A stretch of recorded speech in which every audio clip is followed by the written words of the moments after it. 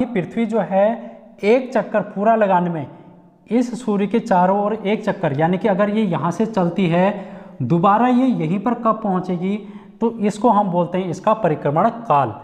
इसका परिक्रमण काल बोलते हैं इसको,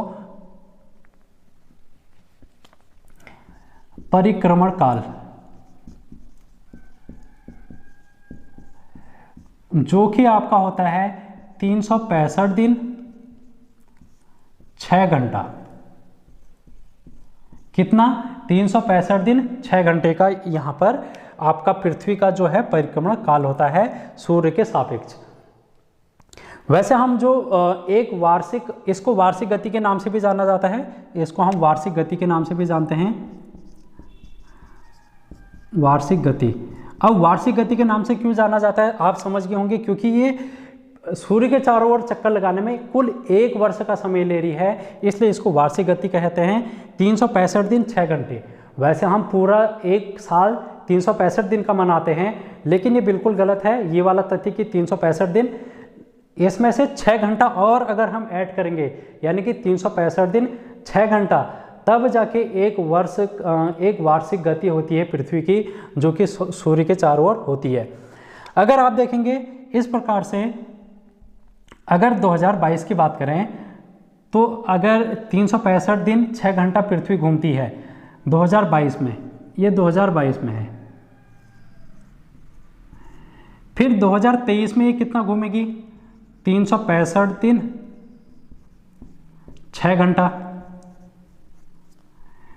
फिर 2024 में कितना घूमेगी? 365 दिन 6 घंटा। और 2025 में भी 365 दिन 6 घंटा। यानी कि आप देख रहे हैं 365 दिन 365 दिन 365 दिन 365।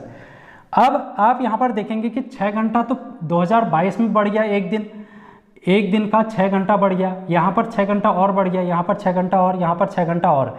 यानी कि आप देख रहे हैं 1 साल 2 साल 3 साल 4 साल, 4 साल बाद, कुल 4 साल बाद आपको कितने घंटे का अधिकतम दिन दिखाई दिए? 6 घंटा, 6 दूना 12, 6 तिया 18, 6 चौको 24 घंटा जो है वो अतिरिक्त एक दिन बढ़ गया है 4 साल के बाद।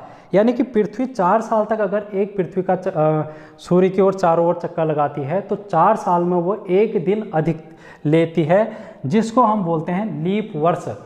आप यहाँ पर देखते हैं कि कोई वर्ष ऐसा होता है जहाँ पर जो फरवरी का महीना होता है वो 28 ना होते हुए 29 दिन का होता है, उस वर्ष को बोलते हैं लीप वर्ष।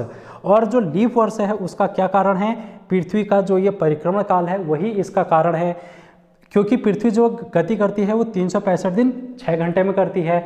लेकिन अगर ये 4 साल तक इसी प्रकार से गति करती रहे तो 4 साल बाद एक दिन एक्स्ट्रा और हो जाता है पृथ्वी को गति करते करते, तो वो हो जाएगा 366 दिन। 4 साल में 366 दिन अगर पृथ्वी गति करती है तो उसी को एक दिन जो बढ़ जाता है वो हमारा 29 फरवरी के दिन आ जाता है। तो आपको ये चीज़ समझ में आई होगी। यहाँ से आप